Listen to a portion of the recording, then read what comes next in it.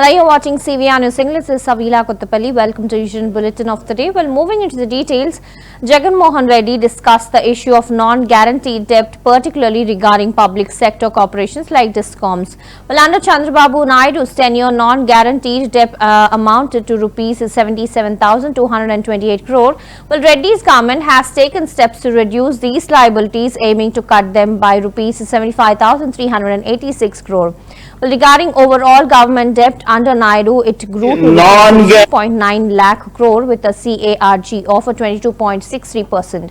Under Reddy, it rose to rupees 7.21 lakh crore, but at a slower CAGR of 13.57%, signaling better debt management.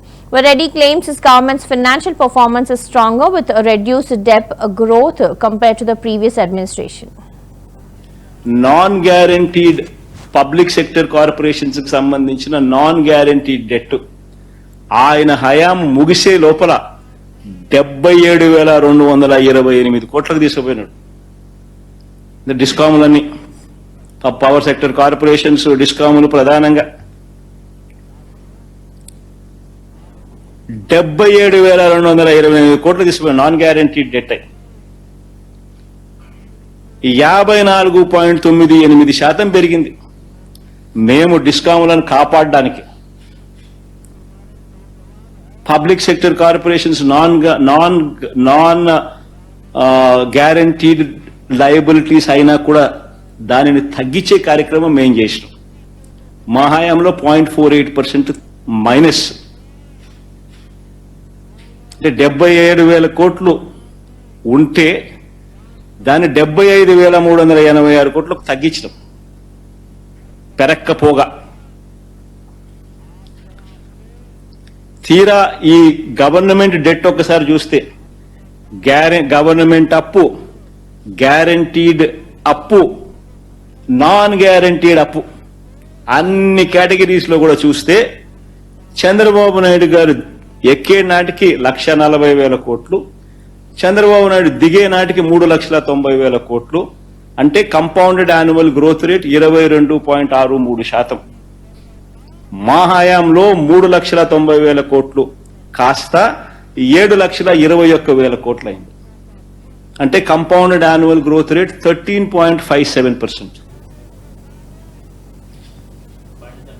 నిజంగా ఏదైనా award ఏదైనా. Well, Deputy CM Batti Vikramarka assured that strict enforcement of the law following an attack involving a BRS party member, while he criticized BRS for exploiting Dalit and tribal communities for political gain, claiming the party had provoked innocent people during the Telangana movement. Well, Batti praised Collector Pratik Jain for his work with tribals and revealed that Suresh, who had approached the collector with false intentions, was under investigation. He also warned that those responsible would be punished and questioned why such attacks were not seen during past agitations. TRS alias BRS party, BRS alias TRS. కావాలని ఒక జిల్లా collector పైన లేకపోతే అక్కడ ఉన్నటువంటి RDO cadre అధికారి పైన ఇంకా ఇతర అధికారుల పైన ఒక కుట్రపూరితంగా ప్రణాళికాబద్ధంగా ప్రజాభిప్రాయ సేకరణ జరిగేటువంటి క్రమంలో ఒక ముందుగా వేసుకున్నటువంటి ప్లాన్ ప్రకారం మీరు కొద్దిమంది అరాచక శక్తులను అక్కడ పెట్టి వాళ్ళని అమాయకులైనటువంటి గిరిజనులను రెచ్చగొట్టి తద్వారా వాళ్ళు దాడి చేసేటట్లు ప్రక్రియను మీరు సృష్టించి ఈ ప్రభుత్వం ఏదో తప్పు చేస్తున్నట్టుగా ఒక భ్రమలు కల్పించడం కోసం చేసే ప్రక్రియ తీవ్రంగా ఖండిస్తా ఉన్నాను. నేను కాదంటలేదు, ఎవరైనా భూములు కోల్పోతున్నటువంటి వాళ్ళకి ఆ ప్యాకేజ్ కోసం ఆలోచన చేయాలన్నప్పుడు దానికి ఉన్నటువంటి ఫోరమ్స్ అన్ని రకరకాలైనటువంటి వ్యవస్థలు ఉన్నాయి. కలెక్టర్ కలిసి రిప్రజెంటేషన్ ఇవ్వచ్చు, లేకపోతే తిరిగి చర్చల ద్వారా మాట్లాడుకోవచ్చు, లేకపోతే ఇతరత్ర కోర్టులకు పోవచ్చు. అనేక వ్యవస్థలు అందుబాటులో ఉన్నప్పుడు వాటన్నింటినీ వాడుకోవటానికి ఏమైనా నిషేధం ఉన్నప్పుడు, లేకపోతే ప్రభుత్వం వాటికి సహకరించినప్పుడు నేను ఈ రకమైనటువంటి ఉద్రిక్త వాతావరణం సృష్టించి కుట్రపూరితంగా దాడులు చేయించే కార్యక్రమం చేస్తే సరే ఒక ఆలోచన చేయవచ్చు. కానీ అత్యంత ప్రజాస్వామ్యయుతంగా స్వేచ్ఛగా భావ వ్యక్తీకరణ చేయటమే కాదు, ఎక్కడికి ఎవరైనా వచ్చిన ప్రజలు చేయొచ్చు సమస్య పైన స్పష్టంగా ప్రభుత్వం తలుపులు తెరిచి. Well, the low pressure system over the southwest and adjoining west central Bay of Bengal near North Tamil Nadu and south coastal Andhra Pradesh has weakened, but the associated cyclonic circulation persists up to 9 km above sea level. Well, light to moderate rainfall is expected at a few places over coastal Andhra Pradesh, including areas like Anandyanam, South Coastal District and Prakasham and Nellore, with heavy rainfall possible at 1 or 2 locations over the next 2 days. Well, winds in these areas may reach speeds of 45 km per hour with gusts up to 55 km per hour. Well, the system is also likely to affect the west central Bay and off the south coast of Andhra Pradesh and the north Tamil Nadu. Well, fishermen are advised not to venture into the waters due to the unfavorable weather condition.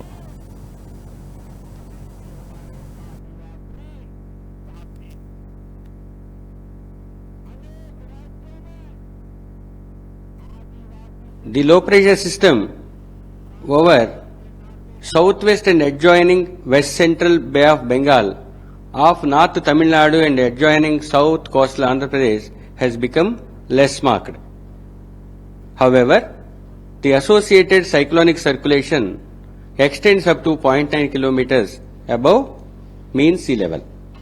Under the influence of the system, light to moderate rainfall and thundershowers likely to occur at a few places over coastal Andhra Pradesh and Yanam.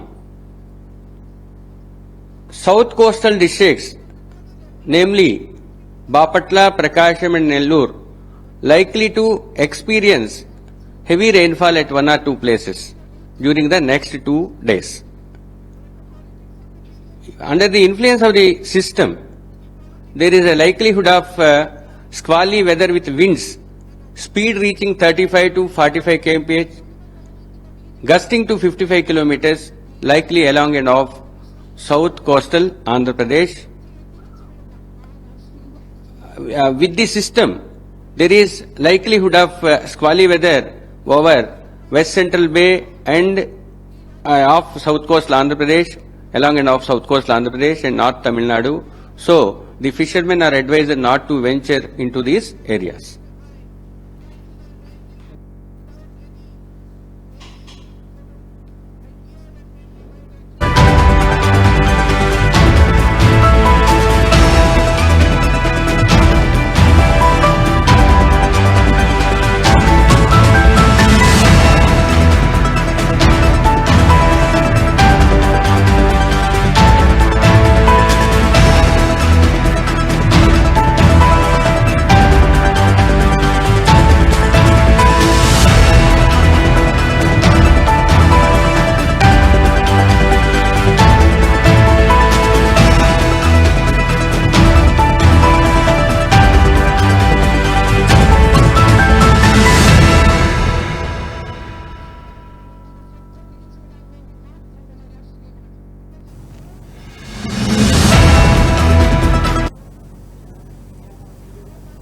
Meanwhile, Minister Ponguleti Srinivas Reddy affirmed that the Indiramma government is committed to public welfare, promising to provide homes to eligible citizens without corruption. While speaking at the Prajavani program, he criticized previous rulers for land irregularities and assured the recovery of illegally occupied government lands for the poor. Well, Reddy also highlighted the government's focus on addressing issues in the Dharani system and filling job vacancies with sincerity. He also mentioned that 18,000 crores in crop loans had already been waived and 30,000 crores more were pending. He also assured that farmers would receive up to 2 lakh in loan waivers by December and announced a new farmer support scheme soon. ఏ ఒక్కళ్ళని కానీ ఏ ఒక్క వ్యక్తిని కానీ ఏ ఒక్క పార్టీని కానీ ఇబ్బందులు పెట్టాలనో ఎప్పుడు ఎవరికి ఉండదు. కానీ పేదోడికి చెందాల్సిన ఆస్తులని, పేదోడికి చెందే సొమ్ముని కొల్ల కొట్టిన ఏ ఒక్క వ్యక్తిని కూడా ఏ ఒక్కళ్ళని కానీ ఏ ఒక్క వ్యక్తిని కానీ ఏ ఒక్క పార్టీని కానీ ఇబ్బందులు పెట్టాలనో ఎప్పుడు ఎవరికి ఉండదు. కానీ పేదోడికి చెందాల్సిన ఆస్తులని, పేదోడికి చెందే సొమ్ముని కొల్ల కొట్టిన ఏ ఒక్క వ్యక్తిని కూడా ఏ ఒక్కళ్ళని కానీ. Meanwhile, Minister Ponguru Narayana confirmed in the assembly that the Visakhapatnam Metro will soon be operational following the success of metro systems in cities like Bengaluru and Hyderabad. He also responds to questions from TDP MLAs and Palla Srinivasa Rao, PGVR Naidu and Velagapuri Ramakrishna Babu, stating that the previous government had obstructed the metro rail projects in Visakhapatnam and Vijayawada out of spite. But Narayana assured that the project would proceed as soon as the approval is received from the central government. Prepare చేసి 2014 reorganisation act లోని 13వ schedule item 12 ప్రకారం feasible report తయారు చేసి ఈ యొక్క Vijayawada విశాఖపట్నంకి metro రైలు ఇవ్వమని యాక్చువల్గా చేయడం జరిగింది అధ్యక్ష. దాని ప్రకారం 2014లో డిపిఆర్ చేయమని ఢిల్లీ మెట్రో రైల్ కార్పొరేషన్కి ఇవ్వడం జరిగింది అప్పుడున్న తెలుగుదేశం ప్రభుత్వం.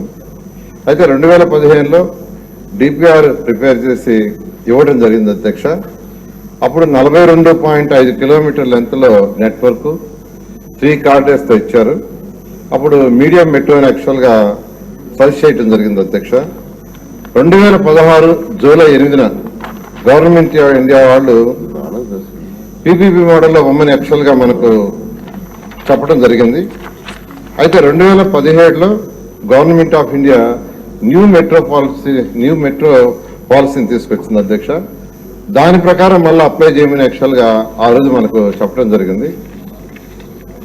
అయితే ఢిల్లీ మెట్రో రైల్ కార్పొరేషన్ వాళ్ళు విశాఖపట్నానికి విజయవాడకి లైట్ మెట్రో రైల్ చాలని వాళ్ళు చెప్పటం, దాని మీద మళ్ళీ యాక్చువల్గా దానికి సంబంధించి యాక్చువల్గా డిపిఆర్ యాక్చువల్గా చేసి ఇవ్వటం జరిగింది అధ్యక్ష. అయితే ఆ రోజు ఉన్న టీడీపీ ప్రభుత్వం టెండర్స్ కాల్ఫార్ చేసింది 2019 ఏప్రిల్. బిడ్స్ కూడా వచ్చినాయి. అయితే 2019 డిసెంబర్ గత ప్రభుత్వం వైసీపీ ప్రభుత్వం ఆ టెండర్లు క్యాన్సిల్ చేసింది అధ్యక్ష.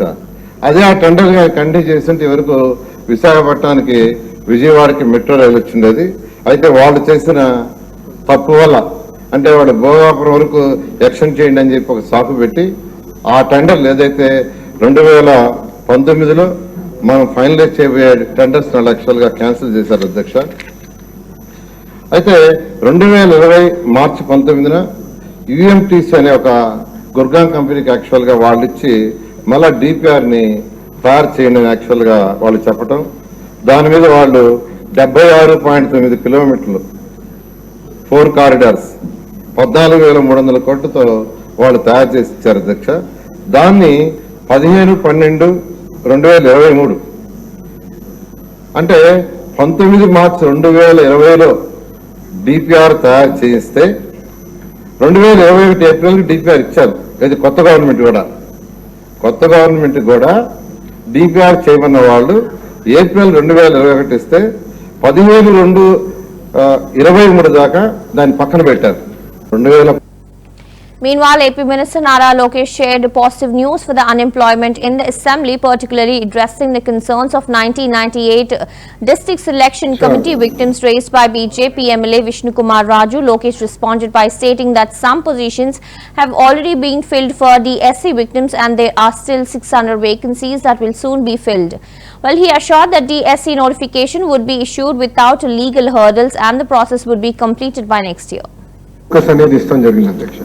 ఒక శిక్ష 2014 నుంచి 2019 మధ్యన చంద్రబాబు నాయుడు గారు చాలా స్పష్టంగా రాజధాని ఒకటే ఉంటుంది కానీ అభివృద్ధి వికేంద్రీకరణ జరుగుతుందని ఆనాడు చెప్తాం జరిగింది అధ్యక్ష. దాంట్లో భాగంగా ఆనాడు ఉమ్మడి జిల్లాలకి ఒక్కొక్క జిల్లాలకి ఒక్కొక్క సెక్టర్ ఫోకస్ అనేది ఇస్తాం జరిగింది అధ్యక్ష. ఒకసారి మనం చూస్తే కరువు ప్రాంతమైన అనంతపురానికి కియా మోటార్స్ తీసుకొచ్చారు, కర్నూలుకి అనేక రెన్యూబుల్ ఎనర్జీ సంస్థలు తీసుకొచ్చారు, చిత్తూరు కడపకి ఎలక్ట్రానిక్స్ మ్యానుఫ్యాక్చరింగ్ సంస్థలు తీసుకొచ్చారు. ఇంకో పక్కన నెల్లూరులో కూడా చూస్తే మన విండ్ టర్బైన్ మ్యానుఫ్యాక్చరింగ్ కానివ్వండి, సెల్ ఫోన్ తయారు చేసే సంస్థలు కానివ్వండి, ఇవన్నీ కూడా తీసుకొస్తాం జరిగింది. ఇంకో పక్కన ఉభయ గోదావరి జిల్లాలు కూడా పెద్ద ఎత్తున ఆనాడు ఆక్వాని కూడా ప్రోత్సహిస్తాం జరిగింది. ఇంకా ఉత్తరాంధ్రకు వచ్చేగల ఐటీని, మెడికల్ డివైసెస్ మ్యానుఫ్యాక్చరింగ్, ఫార్మా అని చాలా స్పష్టమైన కార్యాచరణ ఆనాడు చంద్రబాబు నాయుడు గారు నియమిస్తాం జరిగింది.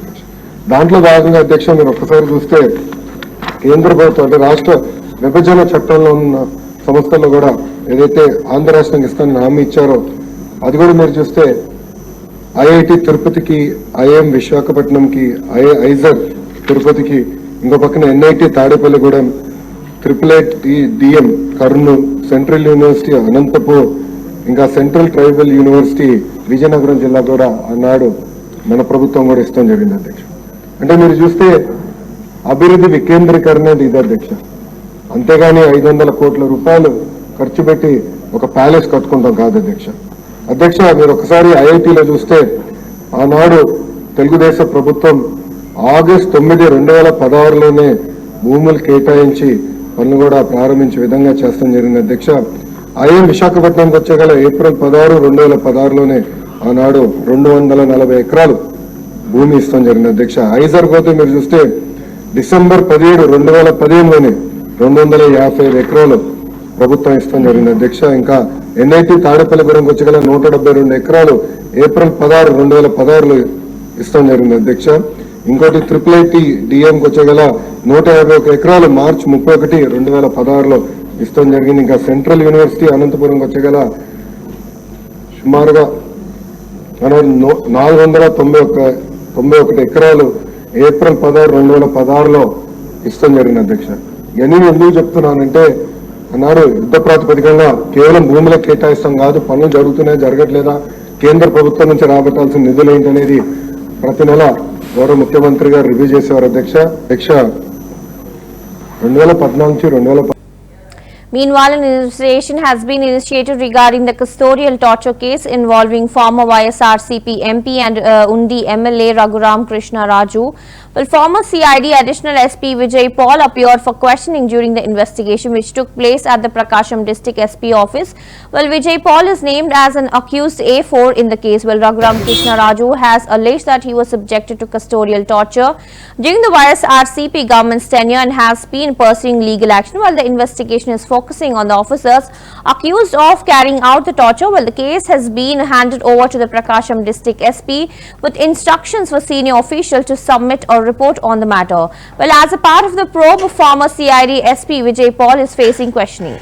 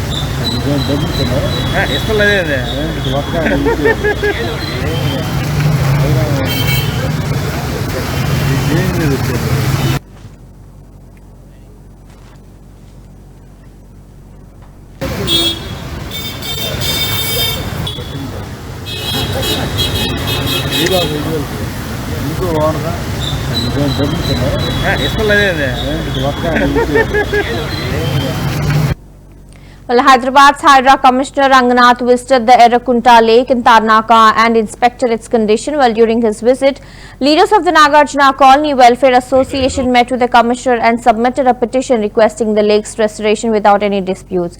Well, the association leaders urged that the 5.9-acre lake be rehabilitated, citing that proper development would eliminate issues like foul smell and mosquito infestations. And responding to local concerns, Commissioner Ranganath assured that he would take necessary steps for the lake's restoration and instructed officials to begin action for its rehabilitation.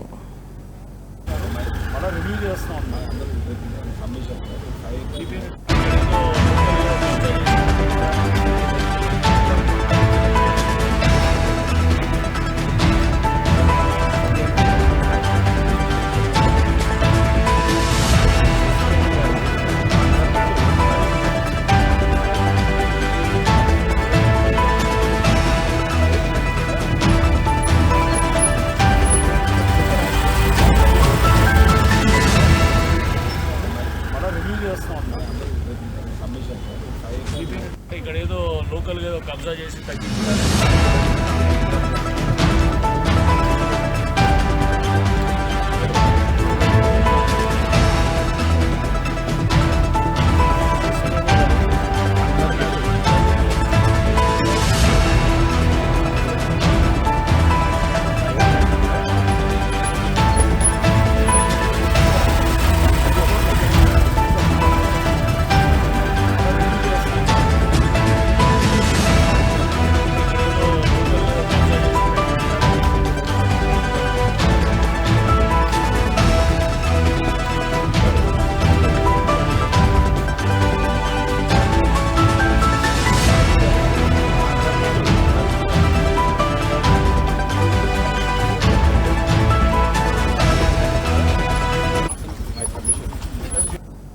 Well, following the incident where farmers attacked the Vikarabad District Collector Pratik Jain, Chief Minister Revanth Reddy's brother Tirupati Reddy visited the collectorate.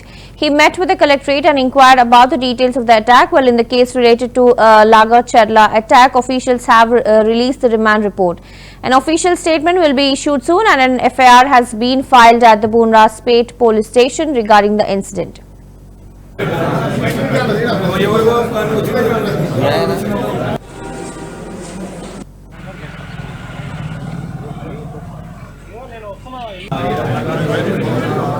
జరిగినటువంటి సంఘటన లగచర్ల మరి అధికారుల మీద దాడి చేసిందని ఏదైతే కుట్ర పన్ని అరెస్ట్ చేయడం జరిగిందో మరి స్వయాన కలెక్టర్ గారే చెప్పారు ఇది దాడి కాదు, రైతులతో మాట్లాడడానికి వెళ్ళినాం, తోపులాట జరిగిందని స్వయాన కలెక్టర్ గారే ప్రకటించింది. అయినా కూడా ప్రభుత్వం ఇవాళ మరి అనవసరంగా రైతుల భూములు గుంజుకోవాలని ఉద్దేశంతో మరి అక్కడ జరిగినటువంటి సంఘటనను ఏదో భూతద్దంలో పెట్టి పెద్దగా చేసి అధికారుల మీద దాడి జరిగిందని చెప్పి దాదాపు ఒక 50 రావడం, అందులో విచారణ పేరు మీద మరి నిన్న రాత్రి 16 మందిని కూడా రిమాండ్ చేయడం జరిగింది. మరి మిగతా వారిని విచారిస్తున్నామన్నారు.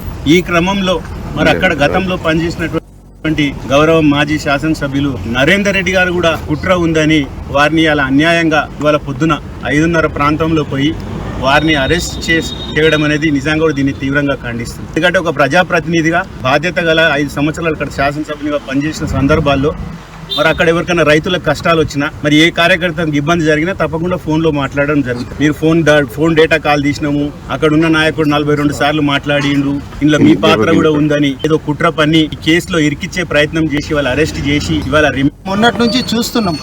అది రాష్ట్రంలో ఏ నియోజకవర్గమో కాదు, స్వయాన ముఖ్యమంత్రి గారు ప్రాతినిధ్యం వహిస్తున్నటువంటి కొడంగల్ నియోజకవర్గం. ముఖ్యమంత్రి గారు ఇట్లా బేసేజాలకు ఎందుకు పోతున్నారా? ఇది చాలా చిన్న ఇష్యూ. ఎందుకంటే మా హయాం లోపల బీఆర్ఎస్ పార్టీ అధికారంలో ఉన్నప్పుడు చాలామంది రైతులతోటి మాట్లాడి వాళ్ళను ఒప్పించి మెప్పించి ఎన్నో ప్రాజెక్టులు కట్టిండు కేసీఆర్ గారు కూడా. కానీ ఎక్కడ కూడా ఇట్లా రైతులు వచ్చి అధికారుల మీద దాడి చేసినటువంటి సందర్భాలు అయితే చూడలేదు. ఇది నిజంగా ఒక మాటలో చెప్పాలంటే ఇది అధికారుల మీద దాడి కాదు, ఇది ప్రజలు రేవంత్ రెడ్డి గారి మీద దాడి చేస్తున్నట్టు లెక్క. ఆయన పోలీసుల పహారా లోపల, పోలీసుల ప్రొటెక్షన్ లోపల వాళ్ళకు దొరకట్లేదు కాబట్టి అధికారులు బలవుతున్నారు. అక్కడ అధికారులు అనేటటువంటి వాళ్ళు వాళ్ళ ఉద్యోగం చేసుకునేది. ఈయన ఏం చేయాలి అసలు? ఒక్కసారి ఆ నియోజకవర్గంలో ఉన్నటువంటి వాళ్ళు కలిసి మేము మాట్లాడి మా బాధ ఏదో చెప్పుకుంటామని పోతే కూడా వాళ్ళతోటి మాట్లాడడానికి సమయం ఇవ్వకుండా వాళ్ళని అరెస్ట్ చేసి వివిధ పోలీస్ స్టేషన్లో పెట్టింది మనం చూసినాం. మొన్నటి నుంచి చూస్తున్నాం. అది రాష్ట్రంలో ఏ నియోజకవర్గమో కాదు, స్వయాన ముఖ్యమంత్రి గారు ప్రాతినిధ్యం వహిస్తున్నటువంటి కొడంగల్ నియోజకవర్గం. Well, a case has been filed against the former minister Virudala Rajini and her personal assistant in Palnaru. Additionally, a case has been registered against Surya Narayana, who served as Chilakararupeta Circle Inspector during the YSRCP government. Well, the TDP leaders from submitted a complaint to the Palnaru SP accusing Surya Narayana of harassment during the YSRCP tenure.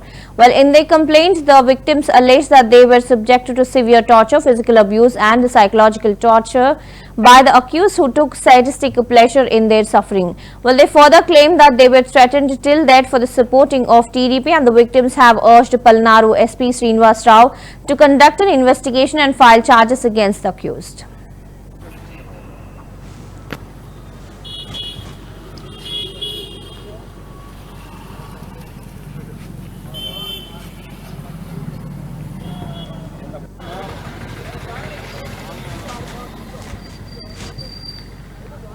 అందరికీ నమస్కారం. ఈరోజు మాజీ మంత్రి విడుదల రజని, ఆ రోజున 2019లో పనిచేసిన CI Suryanarayana, వాళ్ళ మంత్రి పిఏలు ఇద్దరు రామకృష్ణ, ఫణేంద్ర కుమార్ మీద ఈరోజు ఎస్పీ గారికి కంప్లైంట్ ఇవ్వడం జరిగింది. ఎందుకంటే 2019లో వైసీపీ ప్రభుత్వం వచ్చిన తర్వాత గతంలో సిబిఎన్ ఆర్మీగా పనిచేశానని నేను పత్తిపాటి పుల్లారావు గారికి అనుకూలంగా పత్తిపాటి పుల్లారావు గారితో పాటు తిరిగానని నన్ను అక్రమంగా నిర్బంధించి 5 రోజులు అక్రమంగా నిర్బంధించి సిఏ సూర్యనారాయణ ఆయన విచక్షణ రహితంగా కొట్టాడు. కొట్టేదే కాక ఆ రోజున ఎమ్మెల్యే తర్వాత మంత్రి విడుదల రజనీకి వాట్సాప్ కాల్, వీడియో కాల్ ద్వారా ఫోన్ చేసి వీడియో కాల్ చూపిస్తూ నన్ను కొట్టడం జరిగింది లైవ్లో. ఆ రోజు ప్రత్యేక సాక్షులు కూడా మా టౌన్ పోలీస్ స్టేషన్ పక్కనే అంబేద్కర్ భవనం ఉంది.